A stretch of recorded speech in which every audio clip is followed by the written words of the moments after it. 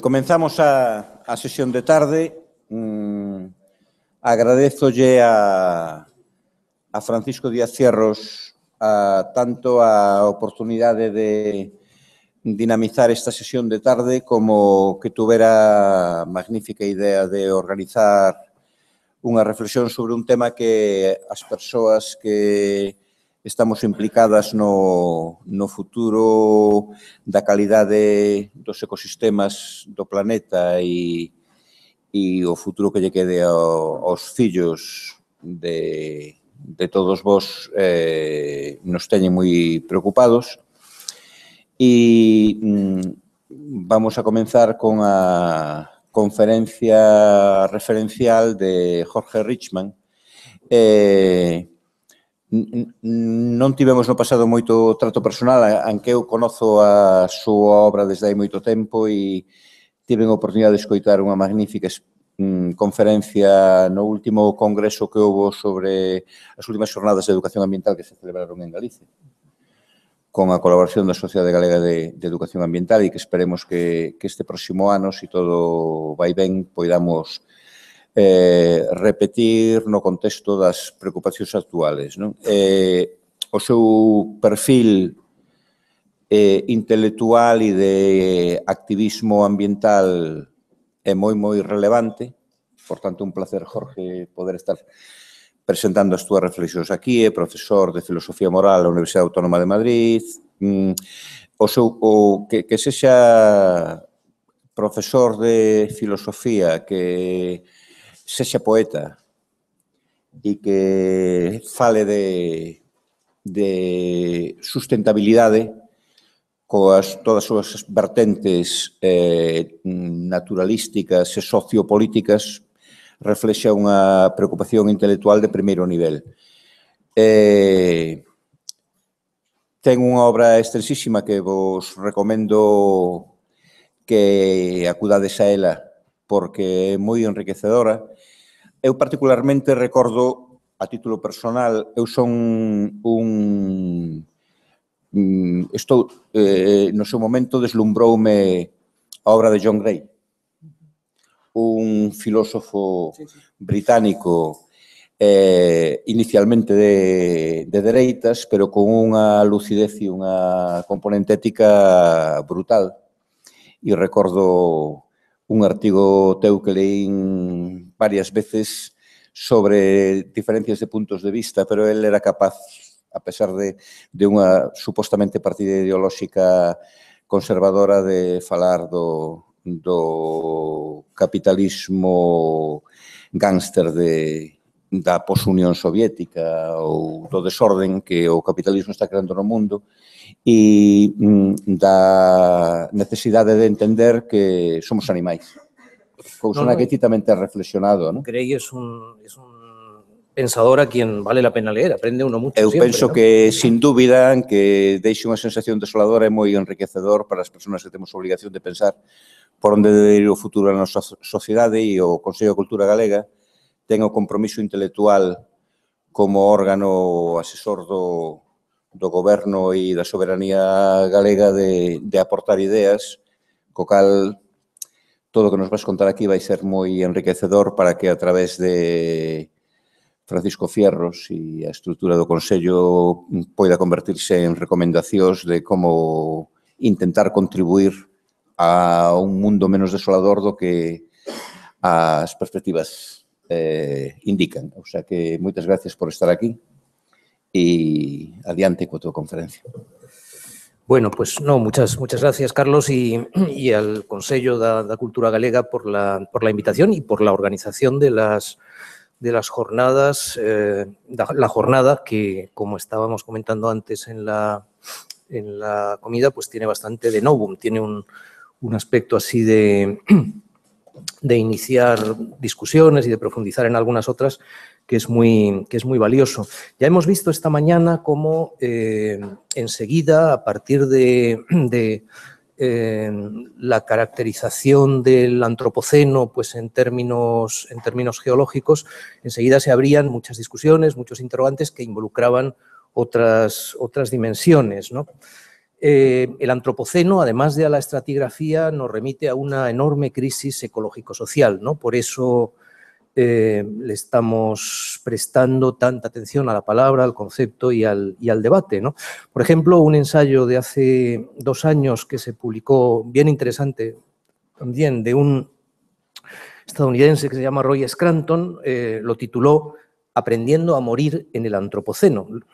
Reflexiones sobre el final de una civilización, ¿no? Y ahí reflexiona únicamente a partir del calentamiento global, ¿no? Que es un enorme síntoma, digamos, de lo mal que estamos funcionando las sociedades industriales, pero que no es más que es más síntoma que otra cosa y que no es más que uno de los procesos destructivos pues de gran dimensión a los que hacemos frente, ¿no? En cierto momento, escribía Scranton, el mayor desafío que afrontamos es filosófico, comprender que esta civilización está ya muerta.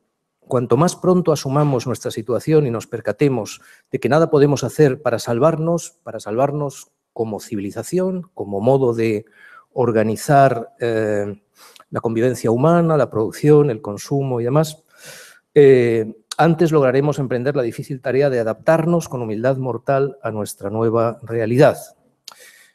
Bueno, esto es un mensaje difícil de asumir. De hecho, si empieza uno, en fin, cualquier asesor de comunicación de los muchos que hay por ahí, pues diría, así es como no hay que empezar, ¿no? Una conferencia nunca, ¿no? Bueno, ese es un debate también interesante, ¿no? Cómo nosotros, en este caso, pues hablaría, ese nosotros remite a los movimientos ecologistas y en particular a Ecologistas en Acción, le damos bastantes vueltas a la cuestión del cómo comunicar las malas noticias de que en general pues somos portadores, ¿no? Decía otro ensayista, un británico en este caso, bueno, de los más interesantes para estos asuntos, que es George Monbiot, que escribe regularmente en el Guardian, decía hace poquito, ser ecologista hoy es como ser el cráneo en la esquina de la pintura, el memento mori, ¿no? El recuerda que vas a morir entre las lujosas sedas y las joyas, ¿no? En esos cuadros barrocos en los cuales aparece efectivamente pues, esa inquietante calavera. Lo que ocurre es que, de nuevo, esto, pues en términos comunicativos, pues sería una metedura de pata más que otra cosa, ¿no? ¿Para qué vamos a empezar poniendo aquí la calavera encima de la mesa, ¿no? Pero si el peligro es de muerte social, de muerte civilizatoria, yo creo que sería bastante irresponsable no hacer lo que está en nuestra mano por alertar, por llamar la atención. Porque tenemos un problema muy serio simplemente de asumir realidad, ¿no? Como sociedad, como sociedades, como cultura, de hacernos cargo de la realidad. Yo eso a veces lo expreso con esa imagen, ¿no? De intramuros y extramuros, ¿no? Estamos dentro de la ciudad humana, dentro de las murallas de la ciudad y nos cuesta, Dios y ayuda, prestar algo de atención a lo que sucede fuera de las murallas, ¿no? Esas murallas metafóricas. Un ejemplo de esta misma semana, ¿no? Joan Canadell, un empresario catalán, bueno, si no estoy mal informado, pues de los cerebros del movimiento independentista en Cataluña, que además es propietario de una cadena de gasolineras independentistas y pues una estrella en Twitter, proponía algo de análisis de coyuntura esta semana pasada en los siguientes términos, ¿no? Bueno, el factor clave en este momento es el tiempo. Digamos, si queremos conseguir la independencia de Cataluña, hay que fijarse en el tiempo. Los próximos meses o semanas van a debilitar al Estado de una forma difícil de concebir y las causas son 4 crisis que están llegando al punto máximo y van a entrar en resonancia, ¿no? Y entre tanto, pues hay que ganar las elecciones del 21 de diciembre y preparar la República. En lo que me quiero fijar, dejando de lado toda la cuestión de la República Catalana, es en lo de las 4 crisis, ¿no? Alguien que considera que estamos viviendo una realidad llena de, bueno, que está a punto de desembocar en una reconfiguración así de gran escala el Estado español va a quedar tan debilitado que no va a poder hacer nada para impedir la República, viene a sugerir, ¿no?, a sus lectores, dice, hay que fijarse en las 4 grandes crisis, ¿no? ¿Y cuáles son las 4 grandes crisis? La corrupción, una crisis democrática, dice, la crisis de las pensiones y una crisis de la deuda que tiene que ver con que el Banco Central Europeo va a reducir compras de deuda a mediados de 2018, ¿no? Lo único que quiero aquí señalar es que estas 4 crisis son todos fenómenos, dinámicas que están sucediendo intramuros, dentro de la ciudad. Es a lo que prestamos atención. Lo que pasa fuera de las murallas prácticamente no lo vemos. Me refiero ahora, no los investigadores. Claro, hoy en esta sala pues está reunida gente cuya misión, en buena medida, pues es estar justamente oteando fuera de las murallas. Pero me refiero ahora a cómo funciona nuestra sociedad, ¿no? Somos simios ultrasociales, ¿no?, para quienes lo que más importa, con mucha diferencia, son nuestra pequeña tribu y nuestros congéneres, ¿no?, esa vida intramuros, y en lo de afuera prácticamente pues no nos fijamos.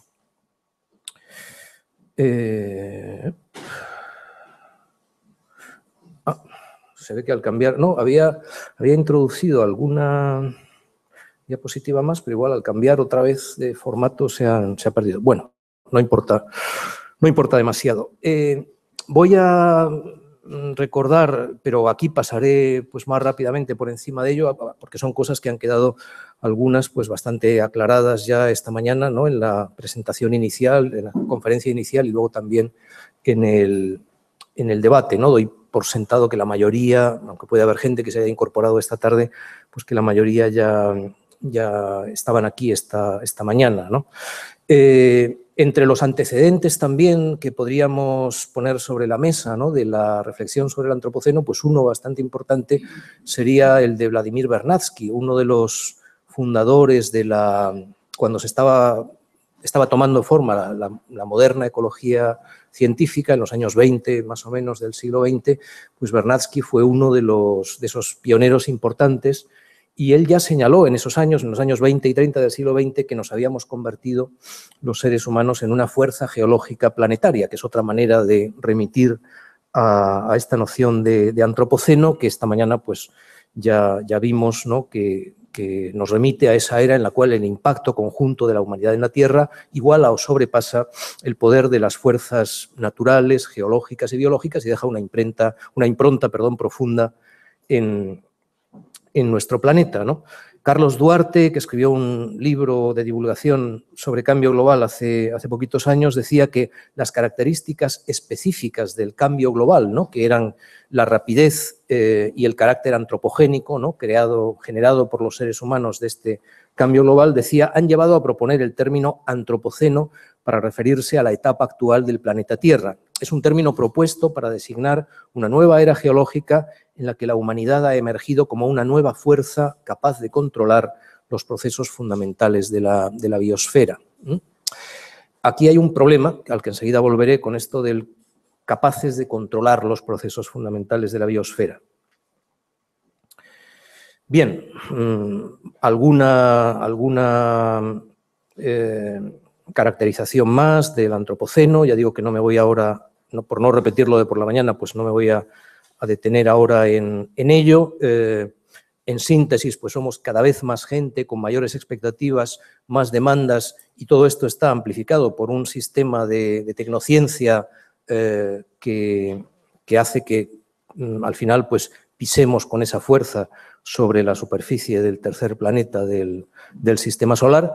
Y en paralelo pues a un crecimiento demográfico enorme durante el siglo XX, tuvo lugar la multiplicación de la producción industrial mundial por más de 50, del consumo de energía por casi 20, el consumo de agua por un factor de 10 y las capturas pesqueras por aproximadamente 40, ¿no? Algunos de los elementos que nos señalan, bueno, por qué esta pisada, ¿no?, pues es tan fuerte sobre la superficie del planeta. Ahora bien, si volvemos a esa caracterización de Carlos Duarte, ¿no?, del antropoceno, decía, como una nueva era geológica en la que la humanidad ha emergido como una nueva fuerza capaz de controlar los procesos fundamentales de la biosfera, encontramos, yo creo que aquí hay un equívoco considerable, ¿no? Alrededor de la idea de control, ¿no? De control intencional. Otro ecólogo, Narcís Prat, en un artículo reciente decía que la Tierra, sobre el antropoceno, ¿no? El antropoceno y el futuro de la biosfera, decía: la Tierra se rige cada vez más por las leyes y los deseos del hombre. Me parece que no es así. Antropoceno no quiere decir que la Tierra se esté rigiendo por las leyes y los deseos del hombre, ¿no? Aunque nosotros nos complace pensar que es así, ¿no? Probablemente estamos ebrios de eso que los psicólogos llaman ilusión de control. Estamos interfiriendo en casi todos los procesos naturales, eso es verdad, pero apenas controlamos ninguno. Por no controlar ni siquiera los procesos sociales básicos, como podrían ser el crecimiento de las ciudades o las guerras, somos capaces de controlarlos. O sea, una cosa es que intervengamos, ¿no? Causalmente en un montón de dinámicas, y otra cosa es que las controlemos, ¿no? Hoy hablábamos también en la comida hace un poco de Edward Wilson, un gran biólogo, se le podría llamar en broma el mirmecólogo en jefe del planeta Tierra, ¿no? Es uno de los mayores expertos en hormigas de la Tierra. Y en el libro último publicado y traducido enseguida al castellano, Medio Planeta, decía: el control de la humanidad sobre el planeta carece de fuerza, es cada vez más débil, ¿no? Interferencia, toda la que queramos, hasta los niveles así pues más de lo más grande a lo más pequeño, ¿no? De lo nano hasta el conjunto de la biosfera, pero de control apenas. La población, dice Wilson, es demasiado numerosa para gozar de seguridad y comodidad. El agua dulce escasea, la atmósfera y los mares están cada vez más contaminados. Como nos creemos los soberanos de la biosfera y su resultado supremo, consideramos que tenemos derecho a hacer lo que queramos con las demás formas de vida, pero aún somos organismos absolutamente dependientes de otros organismos, ¿no? Somos ecodependientes, es el adjetivo muy importante que usamos para señalar hacia esa realidad. La biodiversidad en su conjunto, decía Wilson, forma un escudo protector para las especies que la componen, incluyéndonos a nosotros. Los seres humanos no están exentos de la ley férrea de la interdependencia de las especies. La biosfera no nos pertenece, somos nosotros quienes le pertenecemos a ella. Tendríamos que distinguir, esto aparecía esta mañana también, y es un asunto que requeriría, bueno, quedaría para largo, entre antropoceno como una categoría científica, una categoría geológica que ha sido descrita, muy bien descrita en esos términos esta mañana, y lo que podemos llamar ideología antropocénica, ¿no? Cuyo componente principal es esa ilusión de control sobre la naturaleza que nos lleva muy lejos y que es una corriente cultural muy poderosa que no nace ahora, ¿no? Eso tiene raíces muy profundas y se despliega con mucha fuerza a lo largo de ese periodo de más de 5 siglos que llamamos modernidad, pero que es especialmente importante ahora, ¿no? Sobre eso salía en la comida hace un rato, sobre eso, frente a eso advierte Wilson en algunas páginas interesantes de ese libro Medio Planeta, donde, por cierto, siendo el libro excelente, pues va uno avanzando ahí leyéndolo con mucho interés, hasta que al final del libro, ya en las últimas 20-30 páginas, llega a las cuestiones económicas y tecnológicas y me parece que mete la pata muy a fondo. Eso nos daría también para pensar mucho, ¿no? Bueno, como eso, un experto, un gran experto, no solo en su campo más estrecho, que son las hormigas, sino más en general, un biólogo evolucionista que ha hecho aportaciones muy sustantivas a las últimas reformulaciones, ¿no? de la teoría de la evolución, que es un hacha en su terreno. Sin embargo, pues parece casi como un niño pequeño cuando entra a decir cosas sobre cambio económico y tecnológico al final del libro, ¿no? Por eso decía yo aquí que, y eso pues se le escapa, por ejemplo, a gente como Wilson, ¿no? Sin analizar el capitalismo no vamos a entender apenas nada de lo que a él le importa más, que es la sexta gran extinción, ¿no? Una cosa no se entiende sin la otra. Tenemos ese debate que ya fue evocado esta mañana, antropoceno o capitaloceno, ¿no? Con este libro y otros textos y si queréis, pues un texto muy breve, es una entrevista que se publicó en Ecología Política al propio Moore, si alguien quiere una síntesis ahí muy apretada de su argumentación.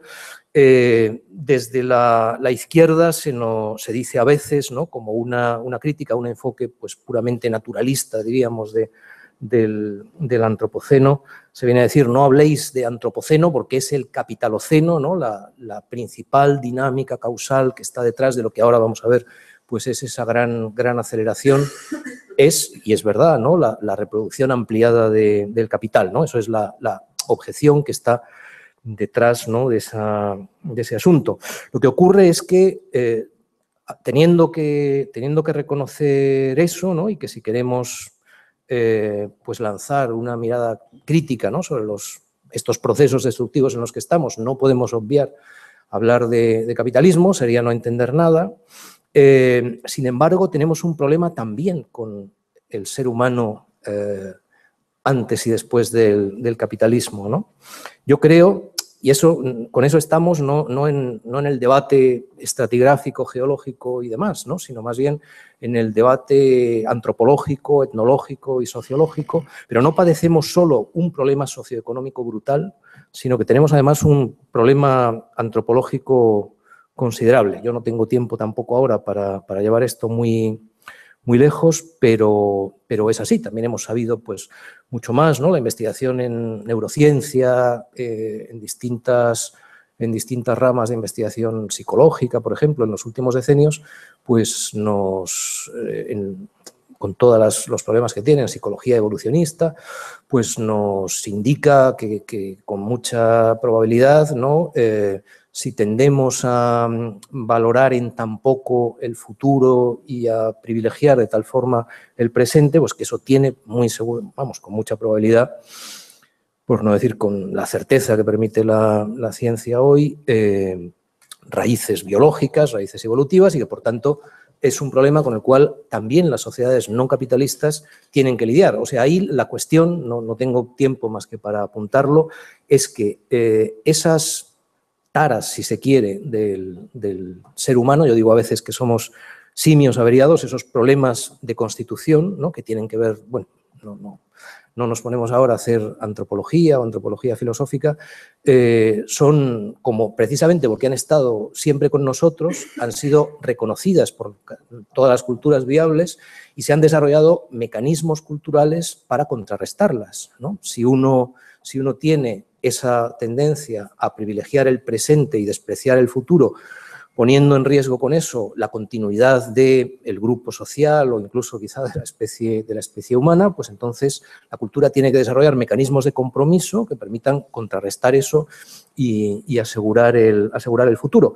Nuestra desgracia es que la cultura capitalista, y particularmente más la que se ha desarrollado en los decenios últimos, ha ido minando sistemáticamente todas esas herramientas culturales de autoconstrucción que todas las culturas viables en el pasado han tenido, han desarrollado, ¿no? En particular, pues las culturas campesinas, que son las que tenemos justo detrás, lo hacían en buena medida. Eso no, sin que eso no quiera decir que no haya habido muchos episodios de descontrol, ¿no?, para distintas sociedades. Bien, por tanto, yo diría antropoceno, o sea, por un lado, el debate geológico, si se quiere, antropoceno, no hay ninguna duda, y en términos ya de reflexión sobre política, sociedad, ecología política y demás, entonces habría que decir quizá algo así como capitaloceno más antropoceno o antropoceno más capitaloceno. En ese sentido, aquí pesa bastante lo que fue un debate complicado que tuvo lugar en los años 70, ¿no?, los debates sobre sociobiología, ¿no?, donde, por cierto, estuvo también implicado, tuvo un papel preponderante el mismo Wilson de quien hablábamos ahora, que llevó digamos, a desarrollar pues, una actitud de rechazo casi de entrada a mucha gente en la izquierda contra todo lo que tuviera algo de aroma a lo que pudiera pensarse que remitía a algo de determinismo biológico o a una naturaleza humana de base biológica, ¿no? Eso me parece que está operando hoy en algunos casos, ¿no?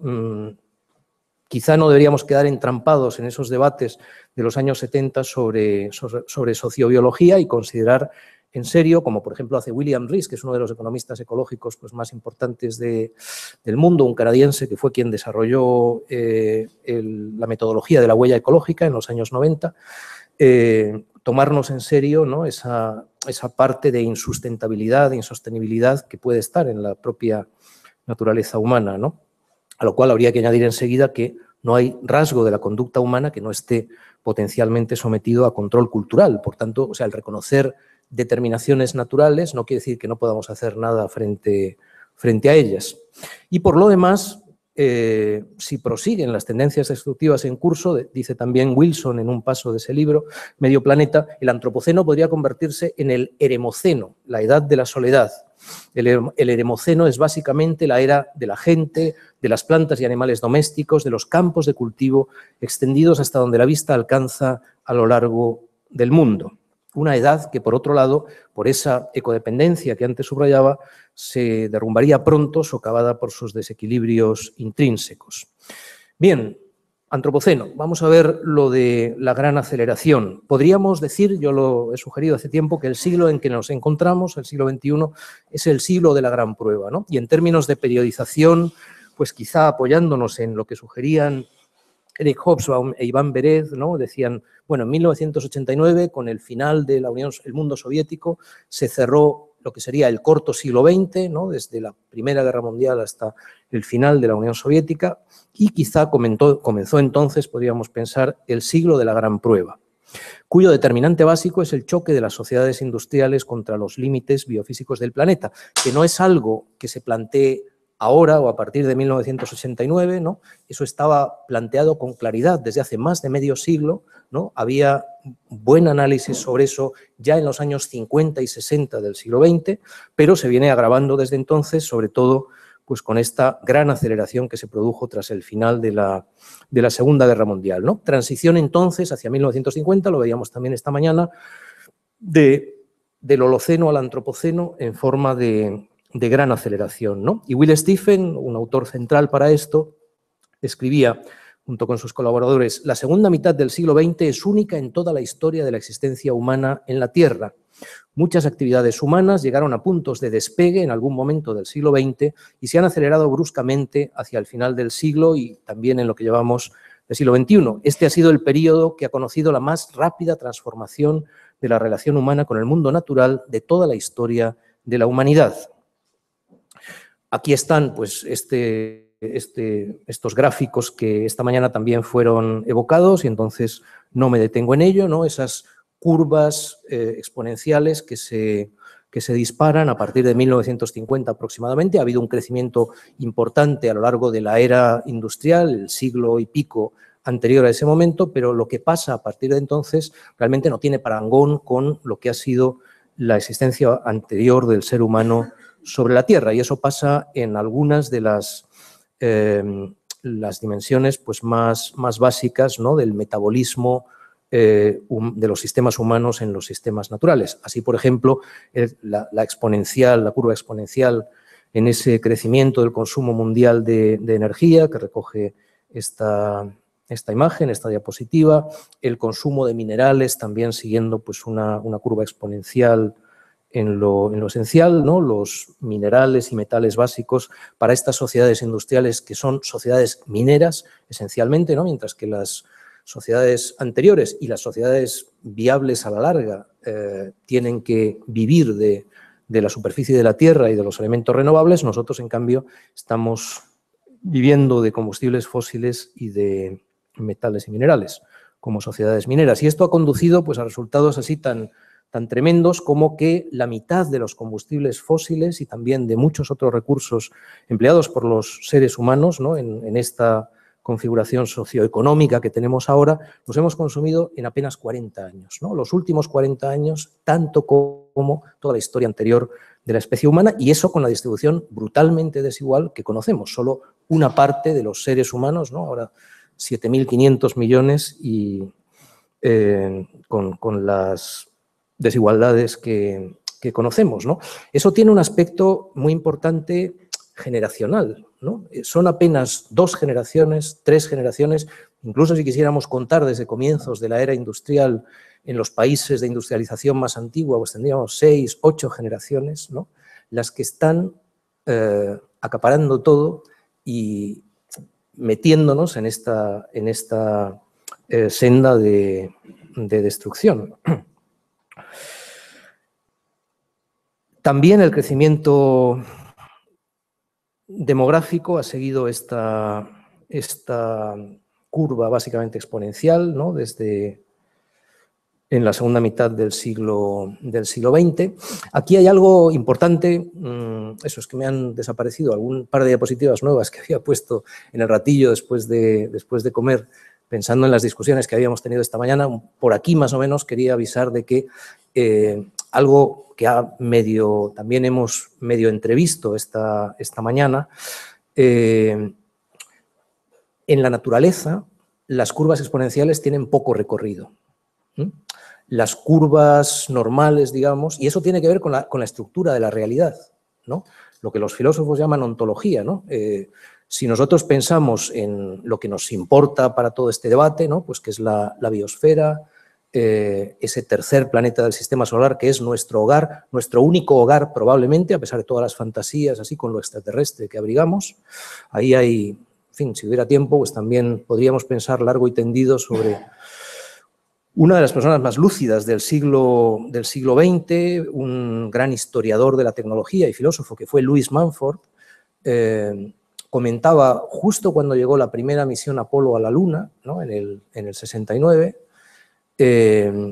dentro del entusiasmo así mundial, ¿no? Por aquella gesta que se veía como el arranque de la era espacial que iba a empezar a partir de entonces, Mumford dijo, seguramente esto no es el comienzo de una era, sino el final de una. Y muy probablemente tenía razón, a pesar de que seguimos ahí con esa fantasía colectiva, ¿no? De llegar a Marte, terraformar Marte y todo lo demás, ¿no?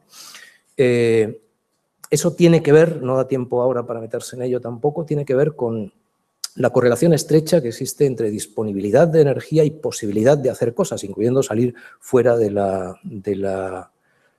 planeta Tierra, ¿no?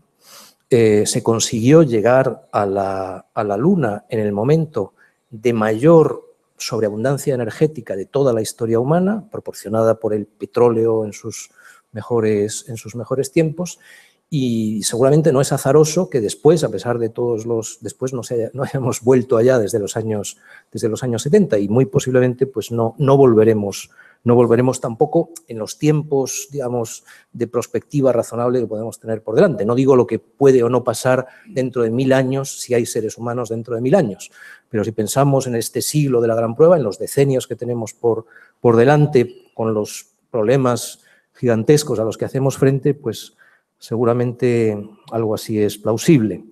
Entonces, lo que comentaba, en la biosfera terrestre, que es lo que nos importa, cuya ontología básica son sistemas complejos adaptativos, por razones internas de eso, por razones de esa estructuración de la realidad, las curvas exponenciales no duran mucho, ¿no? Si uno tiene un sistema complejo adaptativo e intenta maximizar una de las variables, típicamente deprime otras variables, ¿no? Solo eso, que es una cosa muy básica, pues permite ver bajo una luz diferente muchas de las cosas que han ido mal en el desarrollo industrial y tecnológico del siglo XX, o de los siglos XIX y de los siglos XX, ¿no? Nos hemos convertido en una cultura que intenta maximizar ciertas, bueno, el caso así pues extremo y que domina a los demás es la maximización del PIB, ¿no? O en general de algunas macromagnitudes de la contabilidad nacional, pero se nos escapa, ¿no? Que por esa misma estructura de lo real, maximizar una variable así de manera imprudente nos lleva, lo que ganamos por un lado, lo estamos perdiendo por otro en muchos casos, ¿no? Se podría ejemplificar en muchos desarrollos concretos. Y entonces en la naturaleza, estructurada de esa forma, puede haber, hay de hecho, ¿no? De vez en cuando, pues crecimientos exponenciales, pero rápidamente esas curvas pues cobran otra forma, se convierten, o a veces son curvas logísticas, otras veces curvas sigmoideas. Esta mañana aparecía también, ¿no? Esta idea en relación con los embalses en Galicia, ¿no? Al final llega un momento en que la ocupación de todos los mejores lugares donde se puede construir una presa y las reacciones, porque la naturaleza no está separada de la sociedad, las distintas reacciones que genera eso en distintos sectores sociales, pues lleva a una saturación. Eso es lo normal en el mundo real en el que estamos. Lo que es aberrante es pensar que los crecimientos exponenciales pueden durar mucho tiempo, ¿no? Esas curvas pueden luego derrumbarse, pueden cobrar una forma pues, de oscilación en torno a ciertos parámetros, pero los crecimientos exponenciales no duran mucho. Y entonces, eso habría que tenerlo muy presente precisamente por estar en ese momento tan raro de la historia de la humanidad, apenas durante 2 o 3 generaciones, en las cuales hemos asistido a esos rapidísimos crecimientos de tipo exponencial. También el crecimiento demográfico, ¿no? Que nos ha llevado, ¿no? Pues hasta los 7.500 millones de seres humanos ahora y que se espera siga creciendo todavía, quizás hasta llegar a 10.000 millones a lo largo del siglo XXI. Podríamos comparar esta vida humana con la vida no humana, ¿no? Eso nos lleva, claro, a situaciones pues tan curiosas, ¿no? Como si pensamos en animales como los tigres, resulta que hay muchos más tigres mascota en zoológicos privados y zoológicos en Estados Unidos que tigres en libertad en la India, que es donde hay una población más numerosa, ¿no? Los datos de hace unos años pues eran 2.300 tigres en libertad de la India y más de 7.000 tigres mascota, propiedad de particulares en Estados Unidos, ¿no? Bien, cifras de este tipo, comparaciones, ¿no? Entre la vida silvestre y mundo humanizado, pues no me detengo en ello, hay bastantes más en la presentación, que dejo aquí también ya copiada en el ordenador del Consello da Cultura Galega, una cuantificación que hizo hace unos años Václav Smil y que luego ha refinado alguna otra gente muy impresionante, es darnos cuenta, la gente ni lo capta, ¿no? Si se hace la prueba de intentar que un público general, instruido, pero que no tiene idea de este asunto, pues haga una estimación. Resulta que la biomasa en peso de los mamíferos terrestres hoy existentes se distribuye con mamíferos silvestres o salvajes menos del 3%, 2,89%, mientras que el peso, la biomasa en peso de los seres humanos más nuestro ganado y mascotas son más del 97%. Hasta ahí hemos ocupado casi todo el espacio ambiental en la biosfera, ¿no? De eso, más o menos, una tercera parte somos los cuerpos humanos, casi 2/3 partes ganado y mascotas, y apenas esa franja, esa porción casi residual, ¿no? De menos del 3%, los mamíferos salvajes. Ya digo que esto es uno de esos, puede uno hacer experimentos de este tipo. Yo lo hago de vez en cuando pues con estudiantes universitarios y también con profesores universitarios y las estimaciones así intuitivas quedan a órdenes de magnitud de la realidad, ¿no? La mayor parte de la gente dirá que los animales salvajes van a ser entre el 20 y el 70% de esa biomasa total en peso. Ya veis cuál es la realidad. Bueno, hay algunos datos más que van en ese sentido. La pregunta, entonces, no es solo, antes decíamos, una cuestión intergeneracional muy importante, sino también una cuestión interespecífica, pues que es tremenda, ¿no? Cómo una sola especie puede arrogarse el derecho de tratar así a todas las demás, ¿no? Hay que hablar, en nuestro caso, yo lo hago a veces, de narcisismo de especie, que tiene también que ver con buena parte de nuestros problemas, ¿no? Aquí hay una digresión que tenía interés, no me voy a detener mucho en ella. En los últimos años, en varias ocasiones, hemos visto cómo han sido, en realidad, grandes catástrofes industriales las que, de manera paradójica, han causado daño, por supuesto, pero también han sido lo único que ha hecho que en ciertas áreas floreciese la vida silvestre por la retirada obligada de los seres humanos, ¿no? Dos ejemplos así pues muy impresionantes son Chernobyl, ¿no? Pero también lo que pasó en las costas gallegas después del naufragio del Prestige, ¿no? Por eso, bueno, lo traía por ahí, pero no tengo tiempo para que nos detengamos ahora en ello.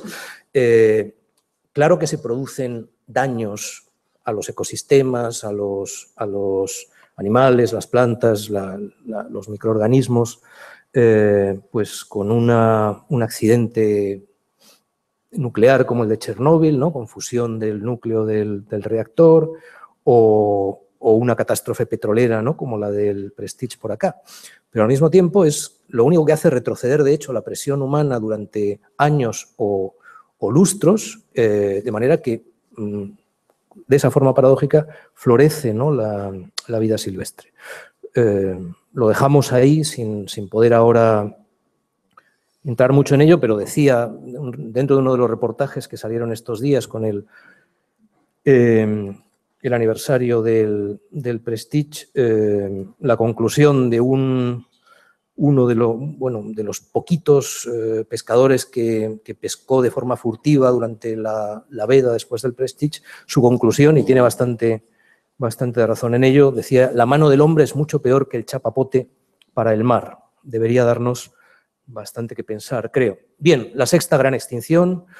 Tenemos tasas actuales de extinción que son al menos 100 veces más rápidas de esa línea de fondo de las extinciones y de la especiación, pero hay incluso algunos estudios que esto puede acelerarse hasta 10.000 veces, ¿no? Esa tasa de extinciones en forma de una verdadera catástrofe planetaria. Eso no se refiere solamente a la desaparición de especies, sino también a la merma de las poblaciones de muchas otras que quedan reducidas y fragilizadas en un grado que también se nos escapa, ¿no? Por ejemplo, pues en esos informes que cada 2 años publica WWF, que esta mañana también se evocaron, de los informes Planeta Viviente, pues en el de 2016 se estimaba que solo entre 1970 y 2020, en medio siglo, las poblaciones de vertebrados, no ya las especies desaparecidas, sino las poblaciones de vertebrados que subsisten, se habrán reducido en más de 2/3 partes en comparación con 1970, ¿no? En apenas medio siglo, ¿no? Eso afecta a los vertebrados terrestres, marinos, especialmente a los anfibios. Luego vamos a hablar de ello con mucho más conocimiento de causa.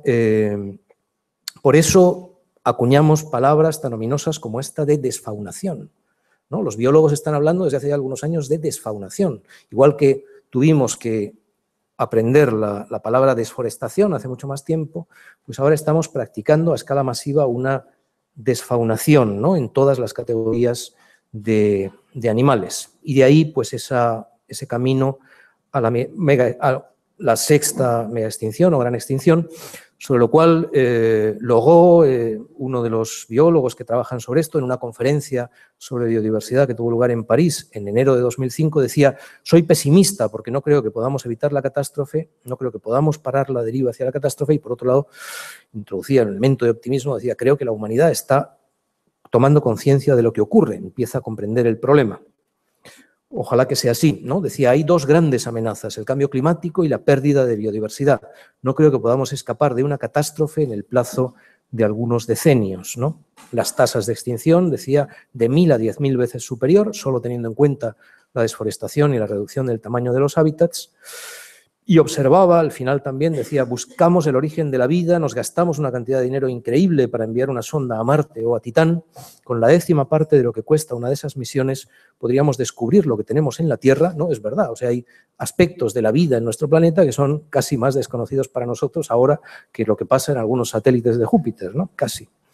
Y de paso, los secretos del origen de la vida.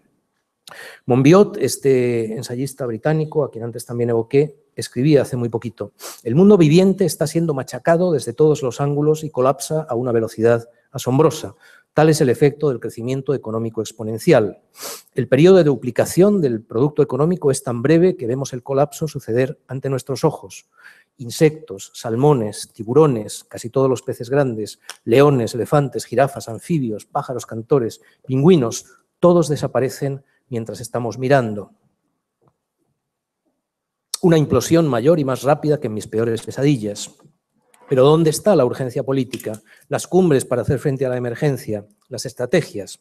Los gobiernos hablan de cualquier cosa excepto de esta catástrofe existencial penetrada por la creencia religiosa de que el mercado de alguna manera lo resolverá.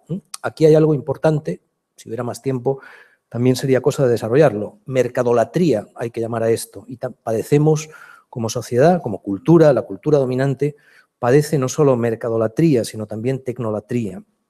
Y decía Monbiot, cuando precisamente es el mercado lo que está impulsando la catástrofe. El PIB es una medida de nuestro progreso hacia el desastre, ¿no?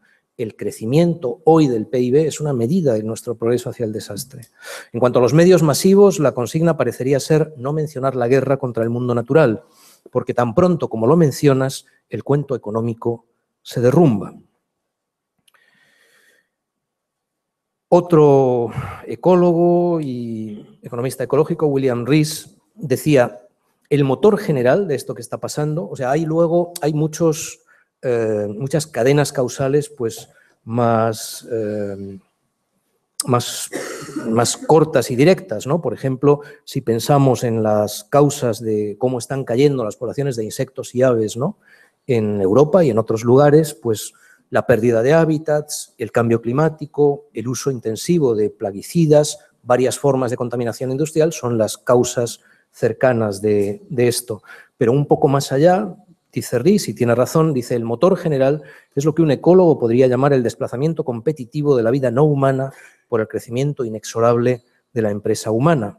En un planeta finito donde millones de especies comparten el mismo espacio y dependen de los mismos productos finitos de la fotosíntesis, la expansión continua de una especie necesariamente conduce a la contracción y extinción de otras. Que los políticos tomen nota, siempre hay un conflicto entre la población humana más su expansión económica y la protección del medio ambiente, ¿no? A pesar del mantra este, ¿no? Que repite también pues, la cultura dominante todo el tiempo, hay que hacer compatible el progreso económico y el crecimiento del PIB con la protección del medio ambiente. No, ahí hay un conflicto de fondo. Si nos hacemos incapaces siquiera de percibirlo, tampoco tenemos ninguna opción de ponerle remedio. Más seres humanos, más automóviles, más toallitas desechables, más granjas de cerdos y más turismo significa menos vida en la biosfera del tercer planeta del sistema solar.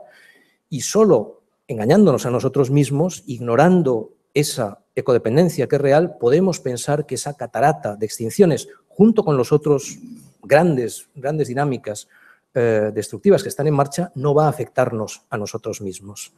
Pero eso no es plausible.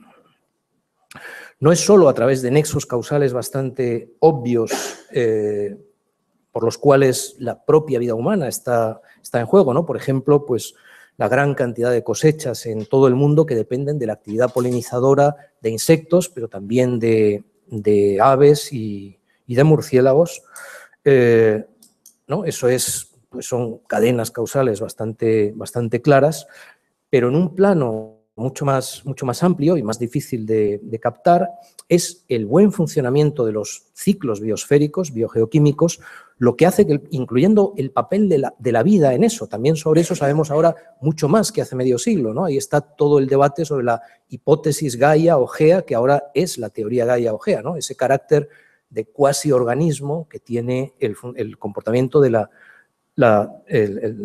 Tierra en su conjunto gracias al desarrollo de la vida en ella, ¿no? La capacidad de mantener cierta homeostasis del planeta en su conjunto, ¿no? Es el buen funcionamiento de eso lo que hace que la Tierra sea un hogar favorable para nuestra especie. Nosotros formamos parte de esa misma naturaleza a la que estamos degradando y en esa medida la guerra nos la estamos haciendo también a nosotros mismos, ¿no? No podemos, ¿no? Eso es algo que en sociología y en filosofía, pues hace tiempo también que está diagnosticado, el mal está diagnosticado pues desde los años 70 y sobre todo 80, ¿no? Esa ideología, ¿no? Del excepcionalismo humano. No es así, no nos entendemos si pensamos en esos términos en los seres humanos, formamos parte de esa misma naturaleza. Bien, si hubiera tiempo, tendríamos que hablar por extenso, me he referido un poco más, ¿no? A esa dinámica de la sexta megaextinción. Otros dos enormes asuntos son el calentamiento global y el cenit del petróleo y también las escaseces crecientes de otros materiales básicos para las sociedades industriales, ¿no? No voy a decir nada sobre calentamiento global porque doy por sentado que es lo que probablemente pues, más sobre lo que tenemos ahora más información, al menos estos tiempos últimos, y solo un breve apunte sobre la cuestión del petróleo y la senda de descenso energético que se halla ante nosotros por la importancia enorme que esto tiene. Aunque tampoco hay mucho tiempo ahora para eso, sin ese, o sea, es no solo, pero un factor causal importantísimo para toda esa época, digamos, lo que está impulsando la gran aceleración es una sobreabundancia energética que viene de los combustibles fósiles y especialmente del petróleo. Sin eso no habría gran aceleración como la hemos conocido. Intervienen otros factores, nuestra cultura tiende a otorgar un peso desproporcionado, fuera de la realidad, a nuestro ingenio tecnológico que cuenta, pesa, pero no tanto, y en cambio el factor principal, se nos escapa también bastante, es el chute de combustibles fósiles que ha estado impulsando el crecimiento económico y lo que llamamos desarrollo en esos decenios. Y eso se acaba. Eso que ha marcado decisivamente ese camino, esa gran aceleración, se acaba. Ya no lo tenemos por delante de nosotros. Lo que hay por delante es una senda de descenso energético. Y eso quiere decir también que a pesar de todas las danzas de la lluvia para rogar a los dioses crecimiento económico, que bailemos como sociedad, pues no va a haber esa clase de crecimiento económico que desean tanta gente y que nos parece normal, sin serlo en absoluto, ¿no?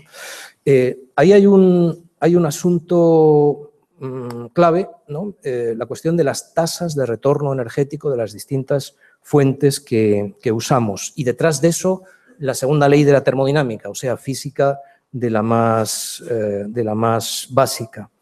A medida que la explotación de un recurso, el petróleo en este caso, avanza, cada vez queda menos energía neta para el consumidor final. Estamos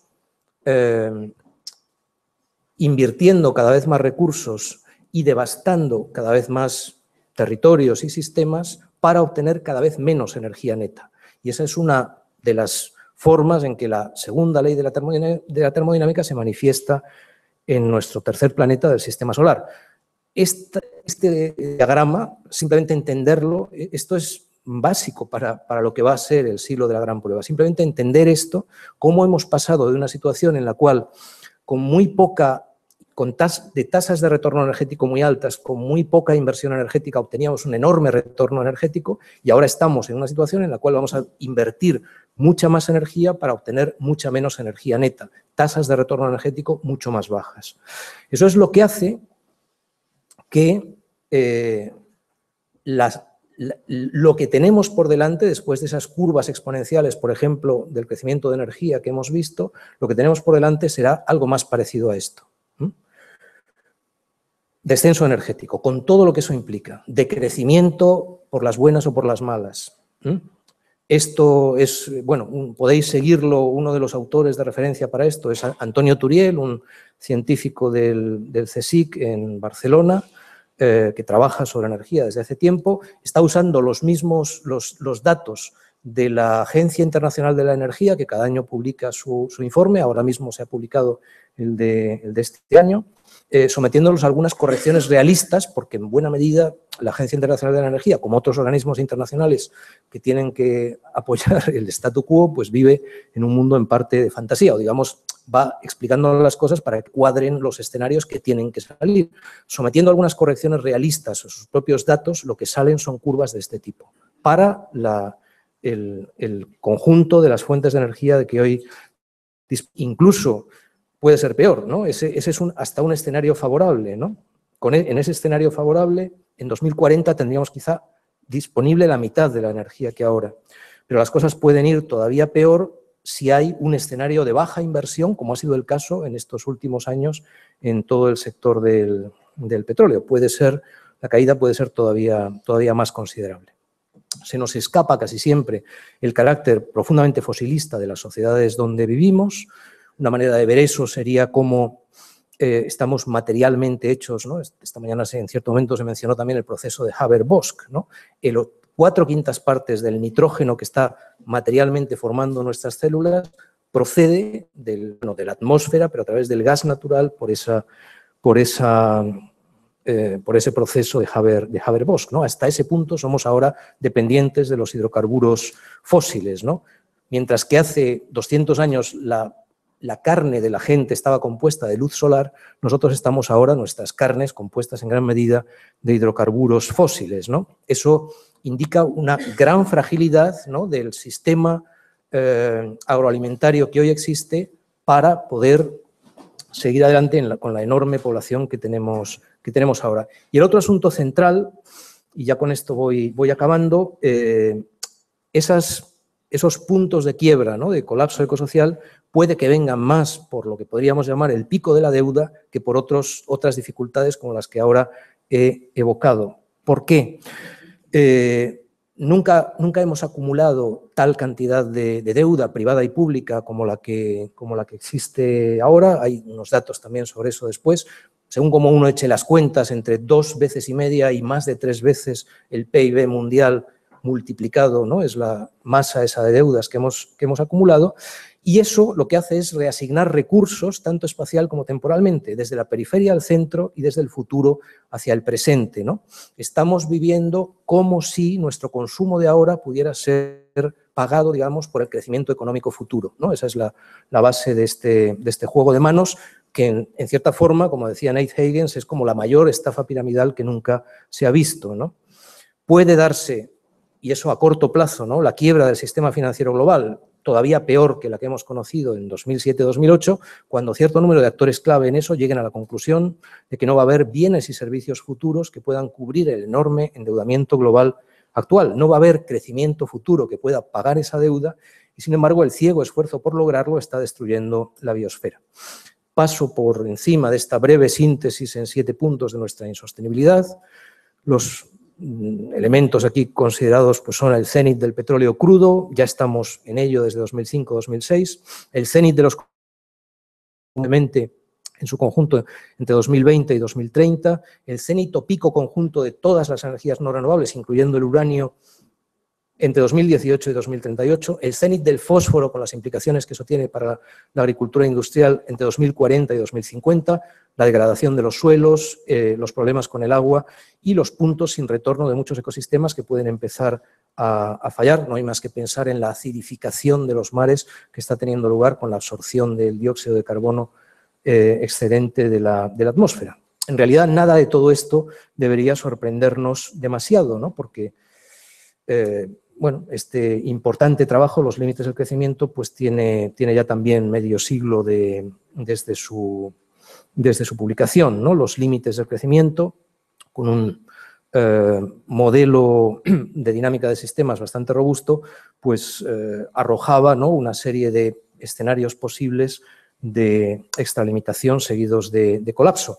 Las revisiones que han hecho algunos investigadores del curso efectivo que han seguido nuestras sociedades en este medio siglo que ya nos separa de la publicación de los límites del crecimiento nos indican que estamos ajustándonos, ¿no?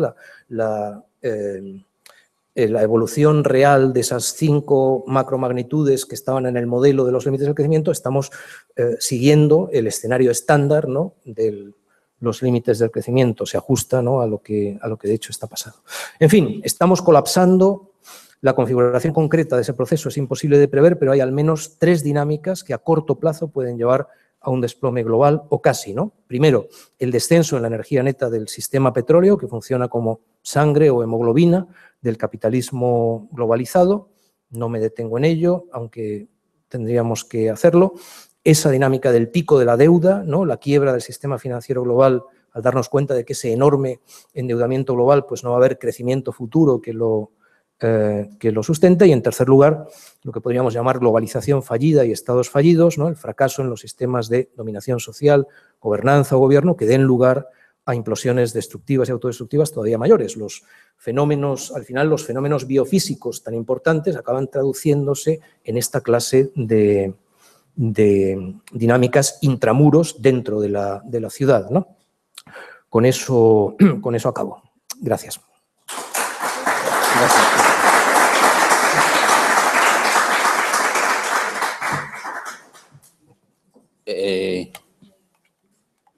Hai espacio para un par de preguntas, si hai interés, sí.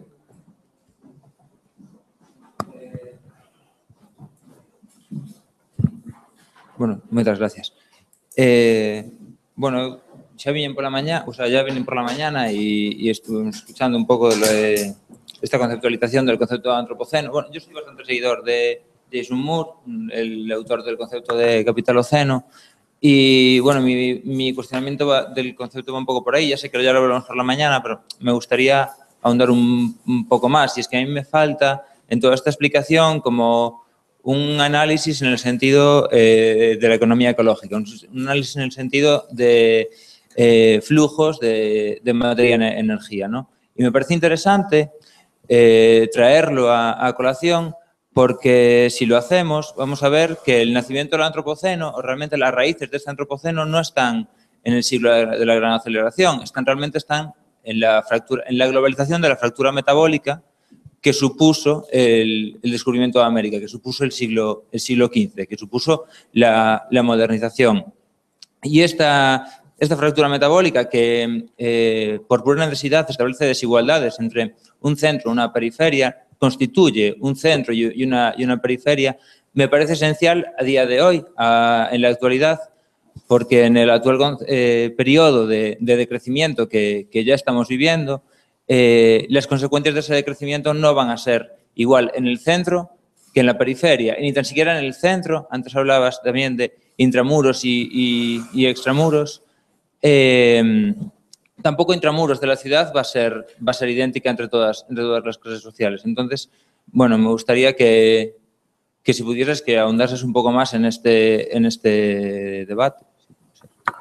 No, vamos, yo no, o sea, creo que no son explicaciones alternativas, sino que son más bien como el profundizar en algunos aspectos, ¿no? Cuando hablamos de fractura metabólica en concreto y vamos viendo procesos, vemos que algunos tienen, o sea, yo también me he referido en cierto momento a esa fase, o sea, ahí hay un punto de inflexión importante, sin duda. Tiene lugar en ese gozne, ¿no?, de los siglos XV y XVI, ¿no?, para algunos procesos, ¿no? Pero hay otros elementos, ¿no?, de esa fractura metabólica que se van a manifestar más adelante de otra forma. O sea, ya digo que yo no creo que haya no es una cuestión de explicaciones opuestas, sino más bien de ahondar, y tienes razón, por supuesto, ¿no?, en lo de el señalar cómo en este mundo articulado como lo está, con este tipo de desigualdades y fenómenos de dominación a escala global, los centros tienen una capacidad todavía muy considerable, ¿no?, de exportar males y daño a las periferias. Es así y va a seguir siéndolo, incluso si van colapsando estas sociedades. Ese colapso